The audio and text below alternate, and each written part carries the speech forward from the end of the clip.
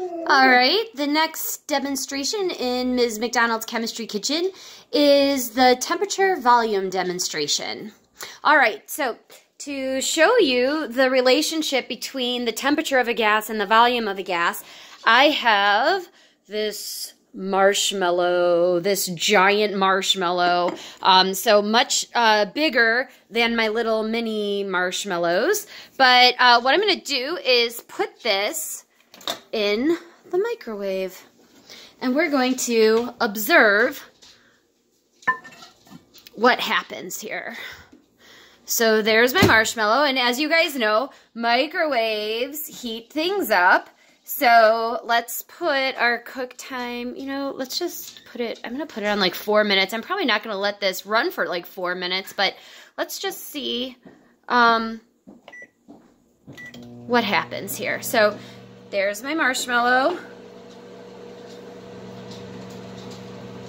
And my microwave is running. And do you see the change in the marshmallow? Oh my heavens, what is happening to it?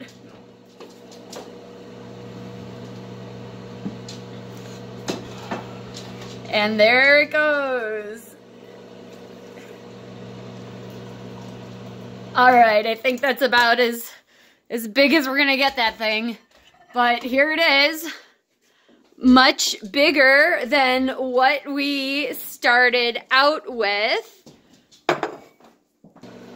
Okay, so I just put this back in the microwave to try and show you what it would look like next to a normal one that I just took out of my container. And look at how big it got. It's enormous. Here, look, really fast. That was the original size, and then that's how big it got. Oh my gosh.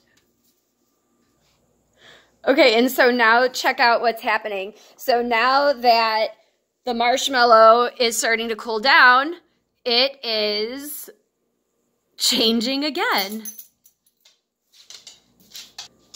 All right, so as I mentioned before, marshmallows are just sugar and gelatin all whipped together, and the whipping process is going to create air pockets.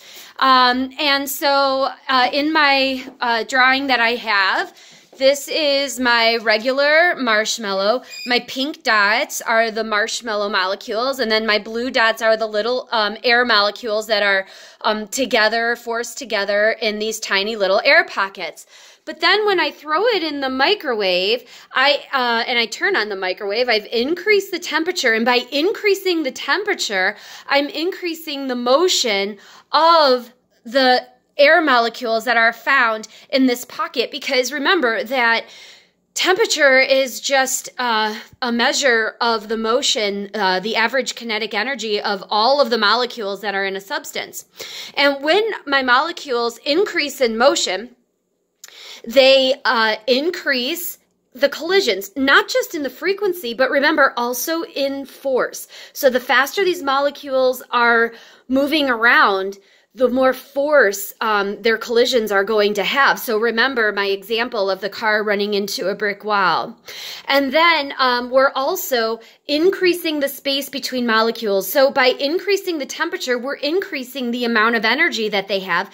And these molecules are going to move away from each other. And as they move away from each other, they puff up my marshmallow so that it becomes larger.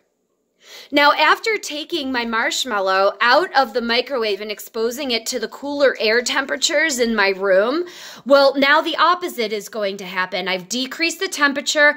I am decreasing the space between the molecules because I'm decreasing their motion. They're not hitting the walls of my marshmallow with as much force. And so the volume is going to start to go down. And then I go back to, well, maybe not totally perfectly how it was, but at least the volume is definitely going to go down. So the point here is this: as I increase the temperature of my gas, the air molecules that are in the marshmallow, I increase their volume. I just wanted to make an addendum to that. I'm not increasing the volume of the molecule itself. Like the molecules are not expanding. The actual atoms are not getting bigger, but they are spreading out. And so when I say that the volume is increasing, what I mean is that the amount of space that the molecules are taking up is increasing. And that is shown by my growing marshmallow that I had in the microwave. Okay, so let's take a look at what this relationship looks like graphically. So, as you were able to see with my marshmallow, as I increase the temperature of the air that was found inside of pockets of the marshmallow itself, those molecules increased in motion, they spread out, and they took up more space, which means that their volume increased. So by increasing the temperature of my gas, which was air, I increased the volume that it occupied. This is a direct relationship because as temperature went up, volume went up. They changed in the same direction. So here I have my graph that is showing us temperature on the x-axis, because that's what we changed by putting it in the microwave, and volume is on the y-axis. And again, I don't have actual measurements for you. I just have low and high. And so what happened to my volume when I increased the temperature? Well, when my temperature was high, so was my volume. So for this graph, oh gosh, I can't uncap my marker. So for this graph, high temperature equals high volume. So I'm going to put my dot up here. And as my temperature cooled down, what happened to the volume of the gas inside my marshmallow?